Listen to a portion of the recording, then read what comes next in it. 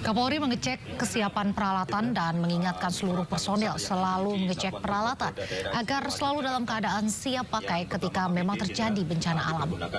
Listio Sigit menambahkan pihaknya beserta instansi terkait juga mewaspadai erupsi Gunung Merapi serta meminta dilakukan sosialisasi dan informasi yang kuat untuk keselamatan masyarakat. Menurutnya yang paling utama menghadapi potensi bencana alam di seluruh wilayah Indonesia adalah terjalinnya kolaborasi dan sinergi seluruh stakeholder yang ada. Kemampuannya dia khusus untuk sarana saja. Alhamdulillah hari ini saya meninjau langsung terkait dengan bagaimana kesiapan Provinsi Daerah Istimewa Yogyakarta dalam menghadapi potensi bencana. Dan ini adalah kegiatan yang kesekian kali setelah saya mengecek ke beberapa wilayah untuk memastikan bahwa seluruh stakeholder terkait baik TNI, Polri maupun dari seluruh institusi yang terkait dengan masalah penanganan bencana betul-betul siap untuk digerakkan. Beralih ke informasi longsor Cilacap. Pencarian korban tanah longsor di Desa Cibenying, Cilacap, Jawa Tengah resmi dihentikan. Keluarga korban pun pasrah dan ikhlas meski kedua korban tidak ditemukan. Suasana haru menyelimuti apel penutupan pencarian korban tanah longsor di Desa Cibenying, Cilacap, Jawa Tengah. Acara dilanjutkan dengan doa bersama, sholat goib, dan tabur bunga di lokasi tanah longsor.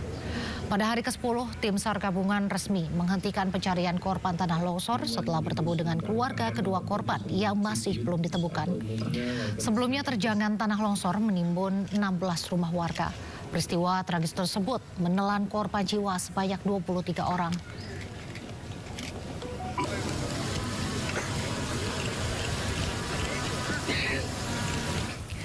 Sebelumnya, seorang balita 3 tahun korban tanah longsor di Cilacap, Jawa Tengah ditemukan tertimbun material tanah di kedalaman 8 meter. Kini tersisa 2 korban remaja putri yang masih belum ditemukan. Estafet saja, jangan berebut.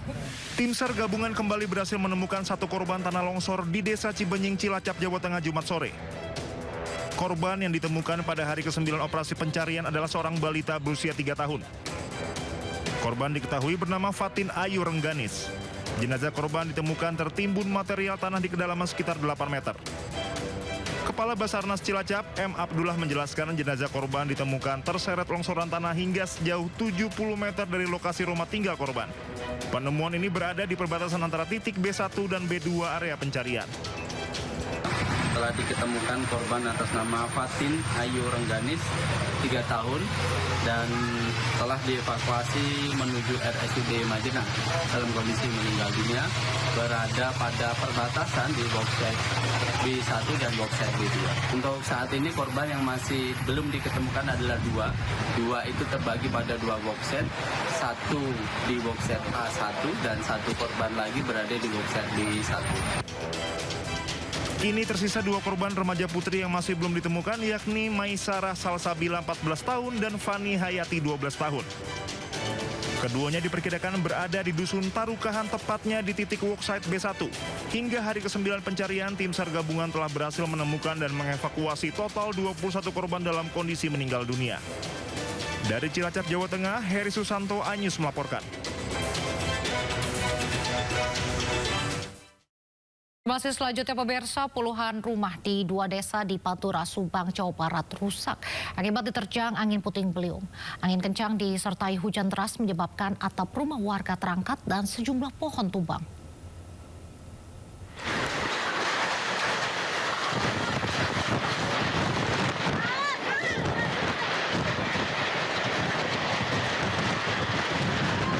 Angin puting beliung menerjang Desa Tanjung Tiga dan Desa Muara di Kecamatan Belanakan, Kabupaten Subang, Jawa Barat.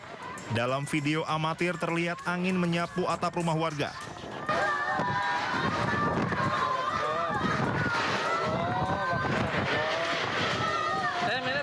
Kepanikan warga sempat terjadi saat angin puting beliung datang.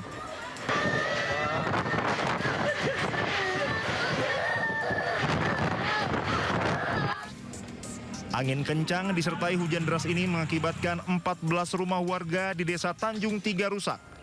Sementara di Desa Muara, 60 rumah warga mengalami kerusakan sedang dan ringan. Bahkan akibat hembusan angin yang begitu kuat, atap baja ringan sebuah toko terlempar hingga 20 meter. Selain rumah warga, angin juga menumbangkan sejumlah pohon. Kena angin puting beliung, disertai hujan dan petir. Yang kena atap terbang, terus pohon-pohon bertumbang. Kurang lebih jam 5 sore itu hujan bercampur angin sangat kencang, ya mengakibatkan kurang lebih ada 60-an rumah, tapi ya semuanya itu rusak sedang, rata-rata di atap. Cuman yang di barisan sini nih, ini dampak dari baja ringan yang terbang dari sebelah, ya kurang lebih terbangnya sampai 20 meter menimpa ke atap-atap rumah tetangga gitu, warga.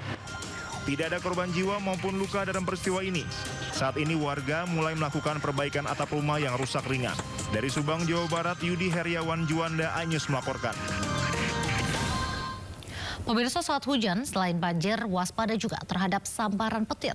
Atap balai desa di Kabupaten Pasuruan, Jawa Timur jebol akibat terkena sambaran petir. Cek, acur mumur. Acur.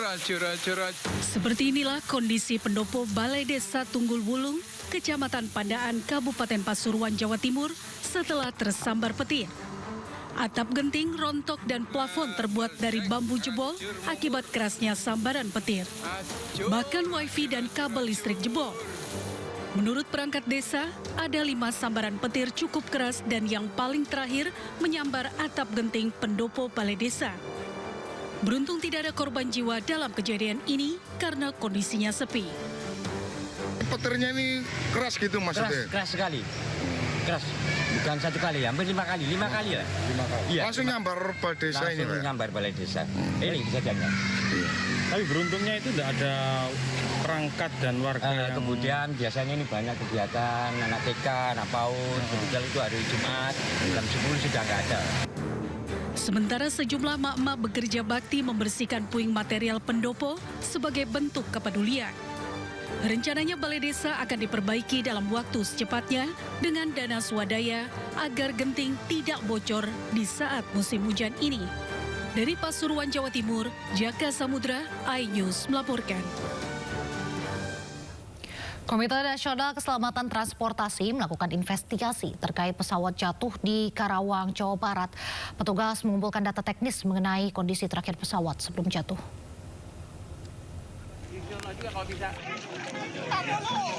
Iya kalau bisa.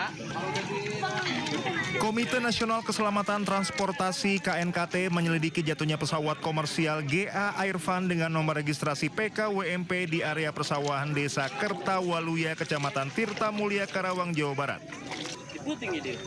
Tim KNKT turun langsung ke lokasi pada Sabtu pagi bersama petugas Kementerian Perhubungan serta pihak perusahaan yang terlibat dalam operasional pesawat. Petugas mengumpulkan data teknis mengenai kondisi terakhir pesawat sebelum jatuh dengan meneliti sejumlah bagian penting pesawat mulai dari kokpit, baling-baling depan, sayap, hingga interior. KNKT menyerahkan proses evakuasi pesawat kepada maskapai Wise Air. Manajer Pelayanan dan Keselamatan Wise Air, Agus Nugraha, menyampaikan evakuasi pesawat belum bisa dipastikan waktunya karena masih menunggu hasil pemeriksaan lanjutan dari pihak asuransi dan otoritas terkait. Udah tadi nerbangin drone? Udah. Kami menunggu dari timnya mereka. Kami sudah kirim foto, kita sudah kirim data-data semua. Tim lah mereka yang akan menentukan. Jadi kami hari ini masih tetap berada di sini untuk menunggu dari teman-teman dari asuransi. KNKT sudah menyatakan pesawat ini dalam tidak layak terbang. Berarti pemeriksaan KNKT udah selesai juga hari ini? Pemeriksaan KT secara fisik, Pak. Secara fisik sudah cukup. Sudah cukup? Ya. Tapi untuk selanjutnya kan mereka akan meneliti kenapa ini bisa terjadi. Bukan siapa yang salah, tapi kenapa ini bisa terjadi. Pasti ada sesuatu yang harus diperbaiki. Dan hasil akhir dari KNKT bukan menyalahkan, tapi memberikan satu rekomendasi untuk perbaikan ke depannya seperti apa.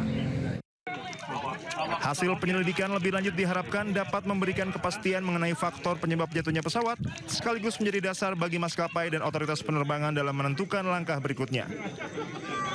Dari Karawang, Jawa Barat, Rudi Setiawan, iNews melaporkan.